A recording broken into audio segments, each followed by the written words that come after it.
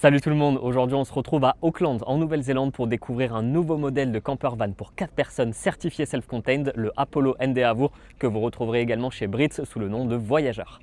On se retrouve tout d'abord à l'avant du véhicule qui sont des modèles à boîte automatique super faciles à conduire en Australie et en Nouvelle-Zélande. En plus de ça, ce sont des modèles tout récents. Vous aurez tout le tableau de bord assez technologique pour le coup avec pas mal de branchements USB et USB-C. On se retrouve donc à l'intérieur du véhicule qui est un modèle high-top. Vous pouvez donc vous tenir complètement debout à l'intérieur. Vous avez un vrai espace de vie interne avec évidemment la cuisine tout d'abord avec les plaques à gaz que vous retrouverez juste ici ainsi que l'évier pour faire la vaisselle. Vous aurez tout l'équipement nécessaire qui sera inclus directement, les ustensiles, les casseroles, les poêles qui seront rangés un petit peu partout dans tous ces compartiments là.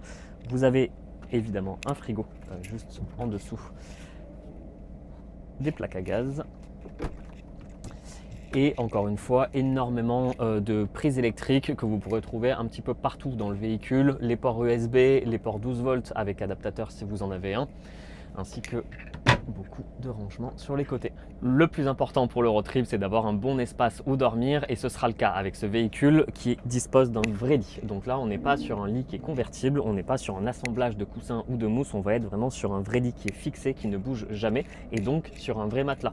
Donc vous aurez un grand lit double tout d'abord juste ici et le second lit, je vais vous le présenter tout de suite.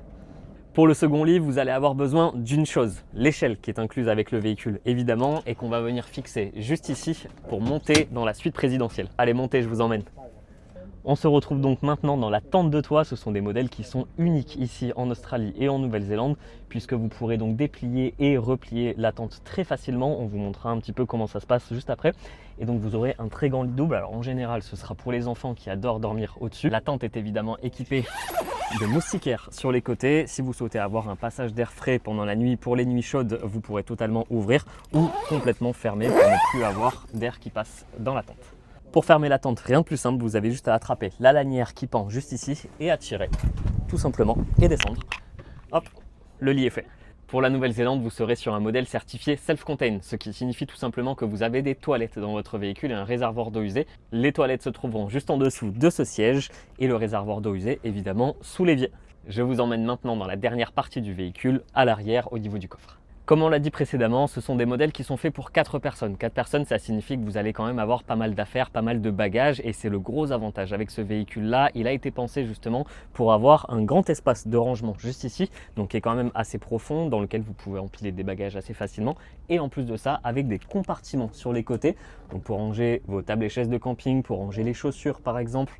Donc voilà, c'est un endroit qui est quand même très optimisé. Vous pourrez facilement partir à 4 personnes dans ce modèle-là, sans souci que ce soit pour l'Australie ou pour la Nouvelle-Zélande.